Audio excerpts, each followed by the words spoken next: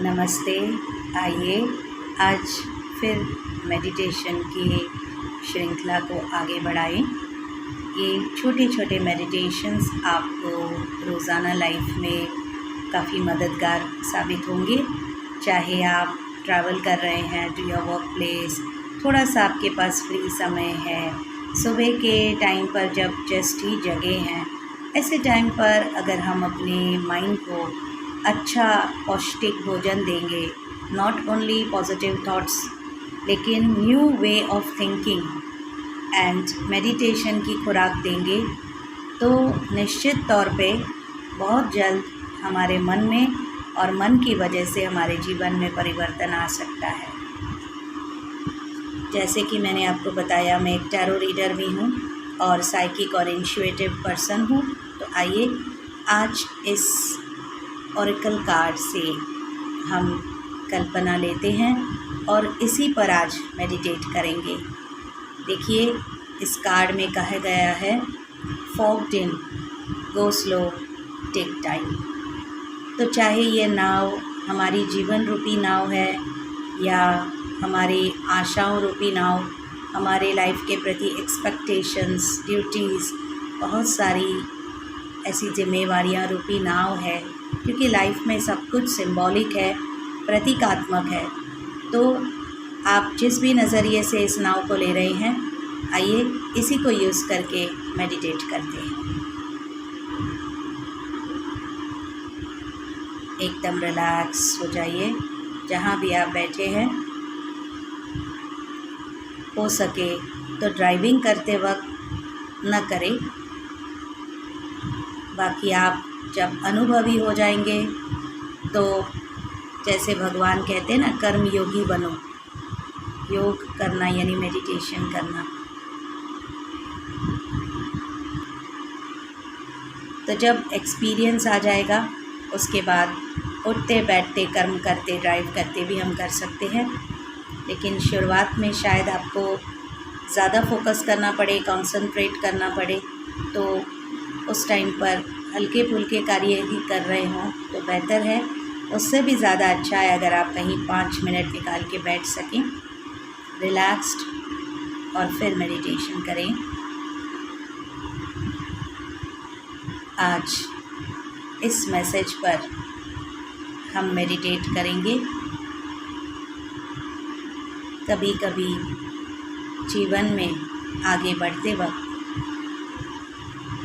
ऐसा लगता है कि जीवन रूपी नाव, the boat of my life, आगे ही नहीं जा रही। जैसे उस स्थूल सागर में बहुत तूफान आते हैं, तेज़ हवाएं होती है, बड़े बड़े भीमकाय जीव होते हैं। ऐसे ही इस ज़िंदगी के सागर में बहुत सारे तूफ़ान, कश्मकश, कन्फ्यूजन्स आ सकते हैं और आते ही हैं।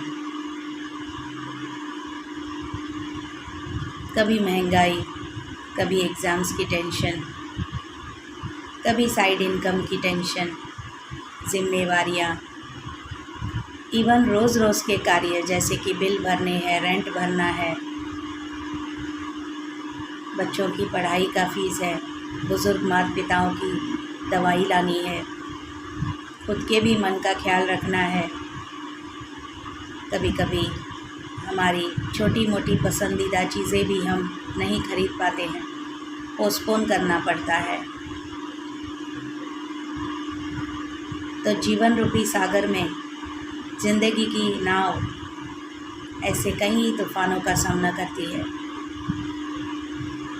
जिसमें कई बार अचानक जॉब लॉस, अचानक बिज़नेस में उतार चढ़ाव, महंगाई बढ़ गई, नए नए कानून आ गए, गवर्नमेंट के स्ट्रिक्ट रूल्स आ गए, बहुत डॉक्यूमेंटेशन आ गया। तो पहले की तरह कोई भी चीज़ सरल नहीं रहती। सारी विडंबनाएं समुद्री तूफ़ान की तरह अचानक ही आते हैं। ये कार्ड मैसेज देता है, गो स्लो, टेक टाइम। कहाँ स्लो जाना है, कैसे स्लो जाना है। हमें अपने मन के विचारों का स्पीड स्लो करना है। हमें सिचुएशन को एक्सेप्ट करना है। जैसे उस सागर में हमें पता है तूफ़ान आ सकता है, मौसम कभी भी बदल सकता है, नाव डूब सकती है, पानी अंदर भर सकता है, फिर भी हम उस यात्रा पे जाते ही है ना। वैसे ही जीवन रूपी सागर में बहुत तूफ़ान आ सकते हैं। कौन सा व्यक्ति कब क्या कह जाए, क्या कर जाए, ये भी नहीं कह सकते। सब कुछ अनप्रेडिक्टेबल लगता है, लेकिन हमारा साथ देने वाला वो बेहद का साथी भगवान, वो मेरा इस नैया का खिवैया है।